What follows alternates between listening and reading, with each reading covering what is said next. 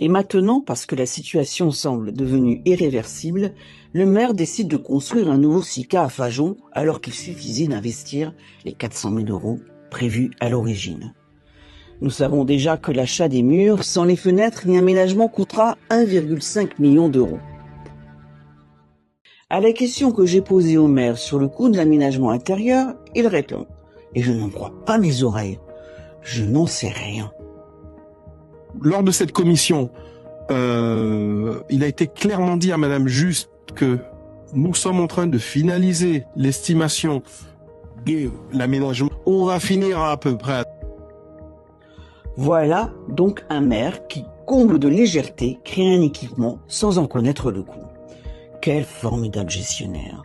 On connaît par cœur son argument fétiche. Lui, c'est chercher les subventions. Mais la vérité, c'est que ce reste à charge reste inconnu, car le maire lui-même n'en a pas la moindre idée.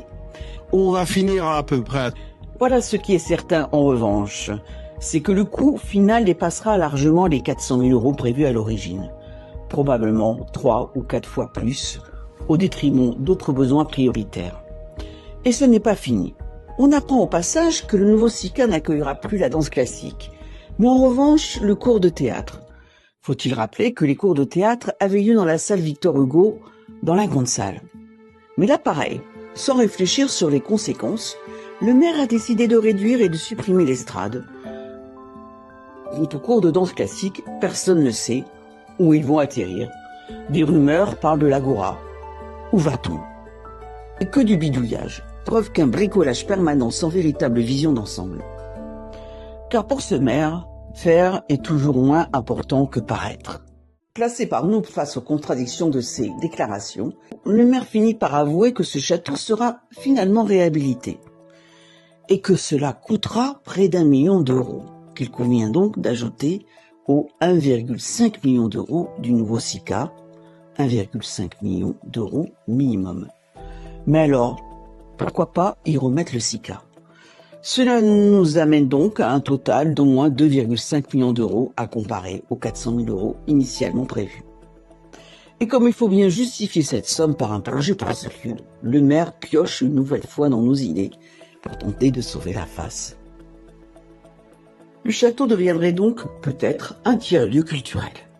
Et en dernière minute, nous apprenons que des travaux sont en cours sur le bâtiment.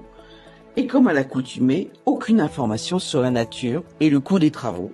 Même les riverains ne savent rien. Face aux fissures menaçantes, il semblerait que la ville ait été obligée dans l'urgence de consolider le bâtiment et donc d'étayer les fondations pour éviter une catastrophe. Chers Multanziennes, chers Multanziens, que dire au fond du vrai bilan de ce mandat? C'est assez simple et malheureusement triste. 6 années marquées par la volonté de défaire et encore défaire, et quelquefois refaire, mais dans ces cas-là toujours de façon aventureuse, pleine d'imprévisions, de perte de temps, d'affaiblissement du service public et dilapidation des finances de la ville. L'affaire du SICA en est une illustration flagrante. Je vous retrouve très bientôt pour un nouveau sujet, le réseau de géothermie. À bientôt.